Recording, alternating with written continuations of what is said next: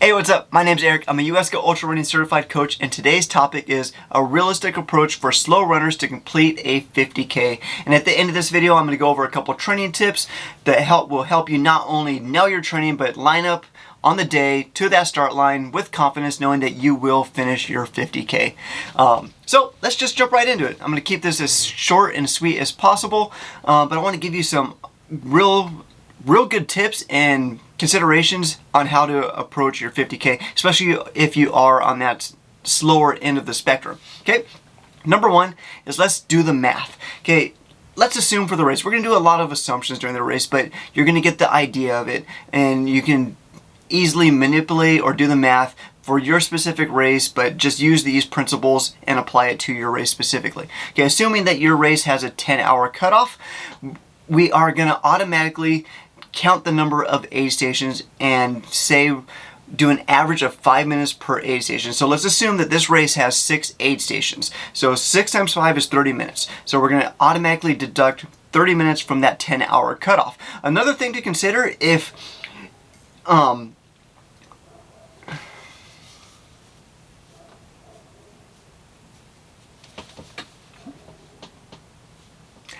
Hey, what's up? My name's Eric. I'm a USCO Ultra Running Certified Coach, and today's topic is a realistic approach for slower runners to complete a 50K. And at the end of this video, I'm going to give some awesome training tips so you can apply during your training for your 50K, so you can line up on race day at the start line with confidence, knowing that you're going to finish that 50K. Without any mumbo jumbo, let's jump right into the training. I'm going to try to keep this as short and sweet as possible. I know your time is valuable, so let's get into it. Okay, number one thing to consider is the cutoff time. Let's assume the cutoff time is 10 hours. We're going to do a lot of assumptions during this video just to keep it simple, but the principles are going to stay true to no matter what your specific race is. But on average, 50Ks have a 10 to 12 hour cutoff, and then some 50Ks even have longer cutoffs, especially if there's other races going on a longer distance. Sometimes the race directors just say, okay, no matter what distance, you're going to follow the cutoffs of the longest distance, and it really takes cutoff times out of the equation. So, for example, I did a 100-mile race, and they let the 50K runners have the same cutoffs as 100-milers going into these aid stations. So just consider that if you think you are going to do a lot of walking or hiking or more walking than running during the race, then you might want to consider looking into one of those races that have like a 16-hour cutoff or longer. It's just going to take that that anxious anxiety, and pressure off of you, and so that way you can just go out there and enjoy a full day of being out on the trails and finishing a 50K. But just for the sake of this video, let's assume a 10-hour cutoff. Okay, with the 10-hour cutoff, and then now we're going to count the aid stations leading into it. So let's assume again that this race has 6 aid stations spread throughout the 30 miles or 31 miles. So that's going to be about 5 miles in between aid stations, and let's assume that you spend on average 5 minutes at every aid station. So that's going to eat up 30 minutes of time. You might be thinking 5 minutes is too long. Yes, some aid stations in the beginning might be shorter, 1 or 2 minutes just to get in and out. But some of the aid stations, when you're getting tired at the end, might be 5, 6, 7 minutes. So on average, let's assume 5 minutes at every aid station. So now that 10-hour cutoff just became 9.5 hours. Okay, but we want to avoid cutoffs at all costs. So we're going to subtract another 30 minutes from that just as a buffer. And if you are a little bit faster, you can subtract an hour. But just for the sake of this video, let's keep it easy. Let's subtract another 30 minutes. So now we're at a 9-hour time goal or cutoff for our race. And then you might be thinking, like, there's no way I can finish 31 miles in 9 hours. But when you do the math, when you do the average, this is an average pace of 17 minutes and 25 seconds per mile. And then now you're thinking, like, wow, I can do this. I can run this. I can hike this. I can walk this. And I believe that for most ultra runners, the better hiker you are, the better ultra runner you are. And if you use a hike, run, or a walk run approach during this 50K, that a 17-minute, 25-second average is going to be really realistic for you to stick to and not overreach and not stress about running too fast in order to stay ahead of that cutoff. So what I like to recommend to the athletes I get to work with is, especially if they're on the slower end of the spectrum, that hike all the uphills and then run the flats and the downs. And if running the flats gets hard towards the end, then just run the downhills. Or if the downhills get hard, then run the flats. But by all means, hike all the uphills, run the flats and the downs. And that's an approach and a strategy that I emphasize with the athletes that I work with that are on that slower end. Okay, so that is how to approach the race itself. Now, how about the training? Because the training, as you know, is more important than the actual race. We got to put in the work to do the race. But before we get into that, I want to invite you to join the My Endurance Life Trail and Ultra Running Mastermind.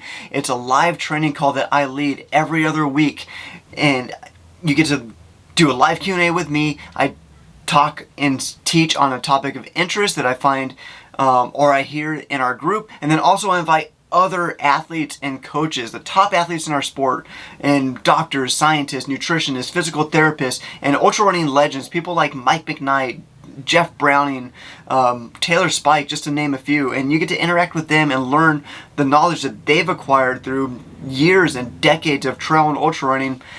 And these little nuggets can really be the difference between a DNF and a finish line. So go to myendurancelife.com, click on the button that says join the team, and be stoked to have you in our trail and ultra running mastermind. Okay, without that being said, let's get into how to approach our training. Well, the number one question is, like, how long should the training be?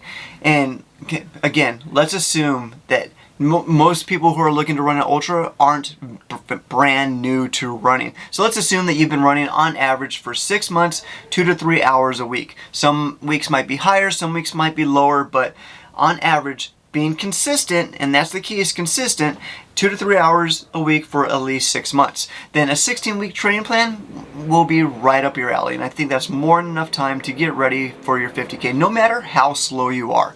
If you haven't been running and you're watching this video thinking like, I might be interested, then a 24-week plan might be perfect for you. Or if you are really established, you've been running for a year or more, then a 12-week plan might be, good for you too. There's a lot of scenarios, everybody's different, and I have free training guides available on my website, also myendurancelife.com. You just click on the tab that says free training, and I have a 24-week plan and a 12-week 50K training guide that I'm going to give to you just as a thank you for checking it out. Well, okay, so now that we've established how long our training plan is going to be, and I like 16 weeks, it's just a good wholesome number, and most of my athletes fall into this 14 to 16 week window depending on when their race is, but it gives enough time to like double down on that basic we've established over the past 6 months, get in some like speed workout things just to get our legs used to moving again, and then get really dialed in for the race specific stuff like pacing strategies, nutrition, hydration, and then allow for a good 2 to 3 week taper. Okay, nutrition, hydration. This is another key component to our training. Another thing that I like to recommend my athletes and people that I run into is look at your race website, email the race director, the race organization, and find out what they're going to be supplying at their aid stations. That way, during your training and your runs, you can get used to using the fuel and the electrolytes and the gels or whatever they might be providing at their aid stations, whether it's real food or race nutrition, and find out if it works for you. If it works for you during training, great. You're going to show up to the starting line knowing that I can rely on these aid stations and not have to carry my own stuff. For me, lots of times, I just carry my own stuff, not wanting to rely on the race organization because it's just peace of mind for me. And so I like to use Redmond Salt Relight as my electrolyte. I've also linked that in the description below. It's my favorite electrolyte. It's helped me run 100 miles, 50Ks, all my training runs, and I just can't speak highly enough of it. But as far as my nutrition goes, if it's longer than a 50K, I'm eating real food. If it's a 50 mile, 50K or less, like a trail run, then I'm using race nutrition, gels and chews and stuff like that. And so I'll look and see what the race director is handing out. And if it's the gels that I like, I won't really have to worry about bringing any. Maybe just a couple for backup that I want that I may need in between aid stations, but I'll really be relying on the aid stations. Okay. So now that you have your nutrition dialed and your hydration dialed that you're going to use on your long runs, let's consider the elevation profile of the course, because the last thing you want to do is practice where it's flat and show up to a hilly course and just get beat up by the hills. So let's do the math again. Let's assume that over the course of the 30 or 31 miles of your 50K that there's an elevation change of 3,000 feet. I'm using 3,000 feet because it's easy math. Your race might have more or it might have less, but the principle is the same. Just do the math and you can figure it out.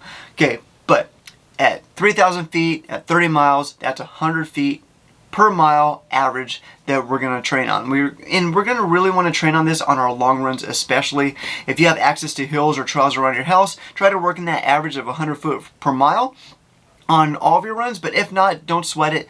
Just on your long runs, we really want to get specific with nailing that elevation. And it doesn't have to be on trail all the time. If you have hills around your house and just your schedule only allows you to run on the streets that day, just work it into your long run and you'll be totally dialed, totally fine come race day, used to running up these hills or hiking up these hills or running down them, and just you'll be stoked. You'll be stoked with if you stick to getting in that average elevation profile during your training. The last thing that we want to consider is how long is our longest training run going to be for the 50K. Well, I made a special video for that you can watch now. How long is my longest training run for my first 50K? Hope you enjoy it. Make sure to like and subscribe, and we'll be seeing you in the My Endurance Life Trail and Ultra Running Mastermind.